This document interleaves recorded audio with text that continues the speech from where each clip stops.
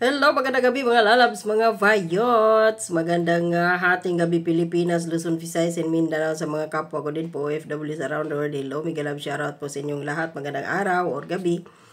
At yung topic po natin ngayon pag-uusapan ay matatanda ninyo nung isang araw. Mayroon akong in-upload na video na kung saan ay binalita ng politico.com na si Bong Revilla daw ang hahalili or papalit kay Vice President Inday Sara kung sakaling ma-impeach siya, na which is ngayon mga lalabs, mga vayots, mabuti na lang na save ko yung screenshot na yun, no? Deleted na po yun ng politico.com. Siguro napagalitan na buki binulgar, no? So yun, si Bong Revilla daw ang ipapalit, hindi si Martin Romualdez, na according to VP Sara ay gusto ni Martin Romualdez mag-vice presidente. So para nga naman, dahil basang-basa na yung record ni, basang-basa pa sa ulan, record ni Tambaloslos Romualdez, para patunayan ko na rin na hindi ako hayok sa kapangyarihan, ayoko mag-vice presidente. Dahil gusto ko presidente, Tambaloslos, yung mga ganyan, no? So, ibibigay kay Bong Revilla. So, hindi kay Boy Kiso, kay Boy Kilay, o ano pa tawag dyan, Boy Waiter, Boy Baso, ang daming tawag kay, kay Cheese Escudero, na siya yung Senate President, no? Na kapag walang vice presidente, siya yung hahalili bilang vice, no? So hindi bibigay sa kanya kay Cheese Escudero, kay Bong Revilla. So ngayon, sumagot si Bong Revilla, mga lalabs, mga vayots. Ayon dito sa SMNI Nightline News, mga lalabs, mga vayots, ito. Sabi dito, 20 hours ago, just in, Senator Bong Revilla tatanggihan ang alok na maging vice presidente sakaling ma-impeach si VP Sara Duterte sa pwesto. Parang mali yata ang sagot dito ni, may kulang or may mali. Ang dapat nga sana una dito, sasabihin ni Bong Revilla ay, ayoko, hindi ako pabor sa impeachment laban kay Vice President Sara Duterte. Bakit? Bilang nakasama niya sa lakas CMD, no? Yun. So, para medyo okay na din. Sasabi niya tatanggihan niya. Bakit, mga lalabs, mga bayots? Tama lang din ang ginawa ang gagawin ni Bong Revilla. Huwag kang magpauto kay Martin Romualdez. Ang dami na ninyo dyan, eh. Sa lakas CMD, uto-uto dyan sa Partido Federal. Marami na kayong napaikot ni Martin Romualdez sa kanyang palad. Pinasasayaw lang kayo. Tapos ngayon, gusto pa gagawin ni Martin Romualdez, ni Bongbong Marcos at ni Liza, si Bong Revilla, ay full guy. Para ma-divert sa kanya yung galit ng taong bayan, yung mga galit ng DDS supporters. Baka iniisip siguro nila ni Tambaloslos na ikaw pala, Bong Revilla, ambisyoso kang aso ka, mga ganyan, buruts ka, kung ano yung sasabihin ng mga bashers, ng mga supporters ng Duterte. Ito siguro yung gusto mangyari ni Martin Romualdez. Lilihis siya o maghuhugas siya ng kamay. Pero hindi na tayo mauto dyan, syempre. So, tatanggihan daw ni Bong Revilla kung sakaling ma-impeach. So, ibig sabihin talagang kinakarir ngayon. At Cheese Escudero nga kating-katina na ma-impeach si VP Sara. Pero marami ring nag-oppose, mga lalabs, mga boys, mamaya. Ito yung natin, no? Tuloy-tuloy na to yung ating discussion, ating komento dito. So, wag ka talaga magpauto, Bong Revilla. Dahil hindi maganda, no, na kayo ay pasasayawin na lang ni Martin Romualdez sa kanyang palad, no. So ngayon, dito tayo mga lalabs, mga bayot. So ano na to? Kumpirmado na natatanggihan ni Bong Revilla. Kung sakaling ma-impeach si BP Sara, malabo pa daw yun sa sabaw ng pusit. Na ma-impeach si BP Sara. Pero kung sakali. So at least si Bong Revilla, makikita natin na hindi siya hayok sa kapangyarihan kagaya ng iba. Dito na naman tayo sa iba na nag-oppose, no, na ayaw ma-impeach si BP Sara. Isa na dyan ay sila si Jinggoy Estrada, di ba? So ayon kay Jinggoy Estrada, so December 5, kanina to, interview sa kanya ng Isiminaya, dito tayo sa Isiminaya. Sabi ni Jinggoy, I have a previous statement na I am against any impeachment cases kasi it will furthermore divided our country. Hindi lang yan.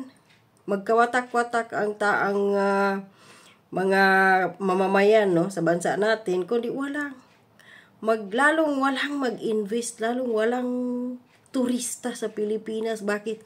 Magulo ang mundo ng politika sa Pilipinas. So, sabi pa niya, what happened when my father was impeached? Gumanda ba ang buhay ng Pilipino? Hindi din. Mas lalong naghirap. Kaya nga sinasabi ko kapag matuloy ang impeachment ni BP Sara, maghihirap tayo lalo. Ulitin ko, walang mag-invest. Basta wala lahat. So, noong natanggal yung matandang Marcos, gumanda ba? Lalo lang lumala.